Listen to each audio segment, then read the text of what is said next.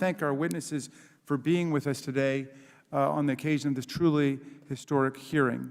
And we know it's taken a lot for you to get here, and we appreciate very much your being here and helping to educate Congress and the country about what's going on in Texas. Before we get into that, though, I want to take a moment, and I think it's not inappropriate, to mark the passing of a great voting rights hero and a great hero of mine, Bob Moses, who died on Sunday. And Bob Moses was a graduate student in mathematics and philosophy at Harvard in 1960, when he opened up the newspaper and he saw pictures of students sitting in from North Carolina AT&T at lunch counters in the South. And he said, "Those students look the way that I feel." And he knew that he had to go down south to participate in the civil rights movement, the struggle for people to be on a plane of equality as citizens. And when he got down to Mississippi, he thought he was going to be involved in a movement to try to desegregate the lunch counters and the restaurants. And he talked to a man down there named Amzie Moore, who was the head of the local NAACP, and he said, "You know, we don't really need people sitting in the restaurants and lunch counters." And Bob Moses said, "Well, what do you need?" And he said, "Well, when you look around, what do you see?" And he said, "I see beautiful terrain and trees and people." And he said, "This is a congressional district that is 2/3 African American, and less than 1% of the black people down here are registered to vote because of the grandfather clauses and the literacy tests and the poll taxes. And the local Democratic Party, a racist party structure, has excluded African Americans from voting." And that's what launched Bob Moses on his crusade with the Student Nonviolent Coordinating Committee to desegregate Mississippi and Alabama and the rest of the South and the country. And it was that struggle that gave us the phrase, "one person, one vote." Each person has a right to vote. And of course, the Student Nonviolent Coordinating Committee organized people to register at great personal risk. Bob Moses was nearly killed several times by Klansmen, by sheriffs, by people who came to attack him. Of course, Schwerner, Cheney, and Goodman were killed during the Freedom Summer that SNCC organized.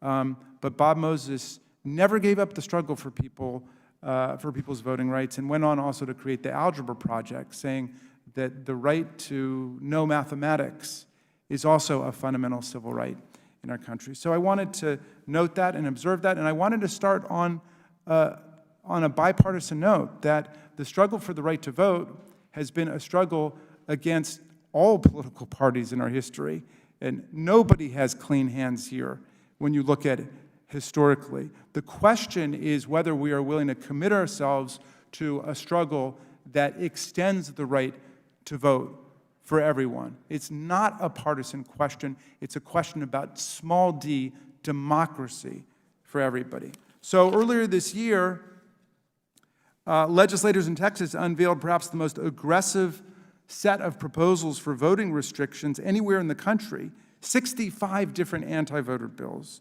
dramatic restrictions on mail-in voting, vastly increased criminal liability for people who help their family or their friends to vote or bring their ballots to the mailbox, increasingly stringent voter ID requirements, and more criminalization of what goes on in the polling place, enhanced protections for partisan poll workers who set out to intimidate voters, and additional limits on how election officials encourage voters to participate. At one point, and somebody's going to have to explain this to me, it's made a crime to encourage people to vote.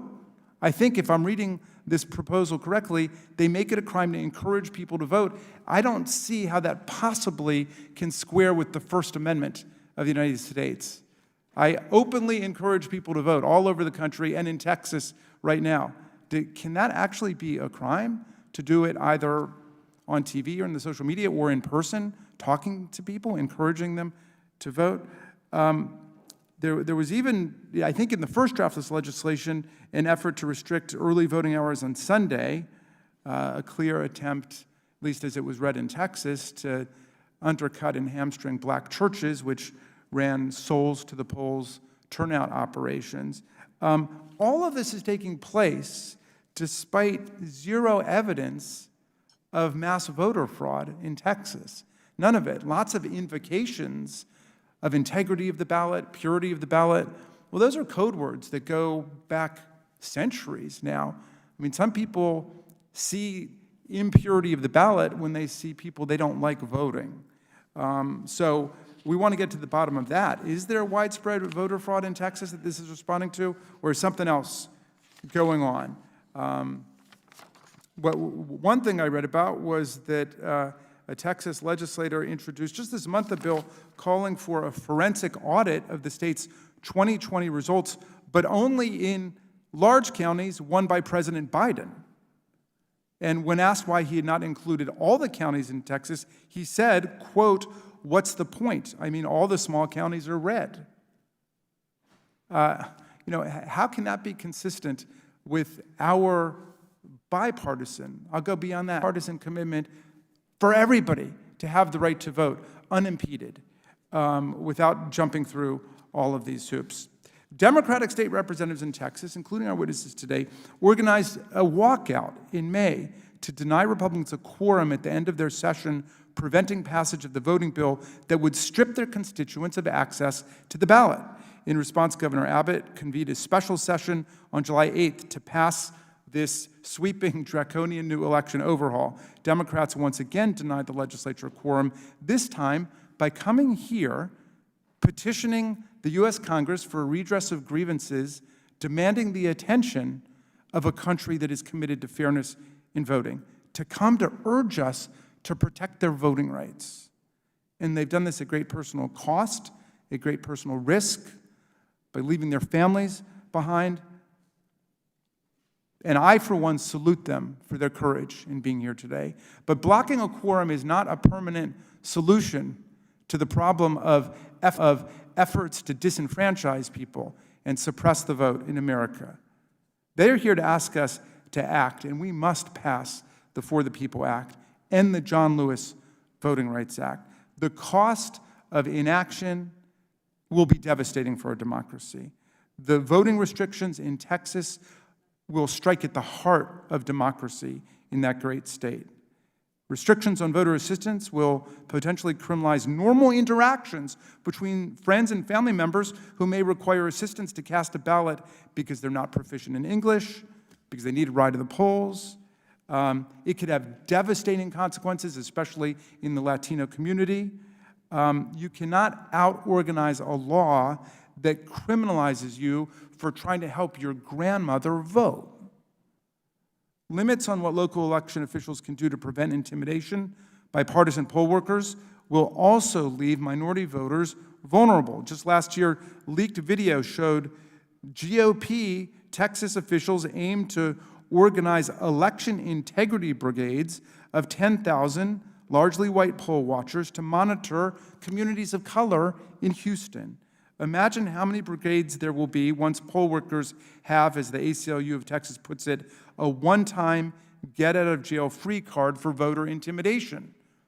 Because there's a remarkable provision, I've never seen anything like it, in this legislation which says that a partisan poll worker cannot be removed from the polls until they've already been warned once for violating the law.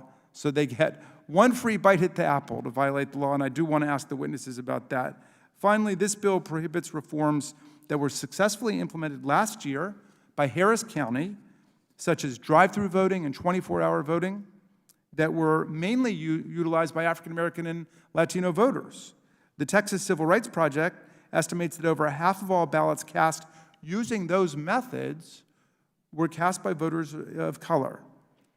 So this zealous pursuit of a massive draconian crackdown on voting is now a national crisis. According to the Brennan Center, 18 states have enacted 30 laws restricting voting rights so far this year. More are on the way. Congress has to act. We have a responsibility to guarantee the people of the United States a Republican form of government. And I'm sorry, my dear friends, that's not a capital R Republican, it's a small r. It's a Republican form of government, a representative form of government where everyone can vote and participate. And they can choose Republicans or Democrats or Libertarians or Independents, whatever else. But the point is, the people get to decide. We don't get to micromanage and gerrymander the electorate. We have to fight back against this new campaign for voter suppression, sparked by the big lie, the same big lie which brought chaos and violence down on this institution and this Capitol just 6 months ago. And for anyone who has not watched our valiant police officers describe what took place on that day, I beseech you to do so. Regardless of what you think your views are now, I beg you to go and watch what they went through as they were assaulted with baseball bats, steel pipes, flag poles, bear spray, mace for 4 or 5 hours defending our democracy. And all of that took place to so-called stop the steal in the name of the big lie, which is that President Biden did not actually defeat Donald Trump by more than 7 million votes, which he did. This wave of legislation, I think, grows out of that same poisonous soil of the big lie. The future of democracy is in our hands. So with that, I offer my friend, Mr. Sessions, the time that he needs to make his opening statement, and then we will go to our witnesses. Mr. Sessions. Mr. Chairman, thank you very much.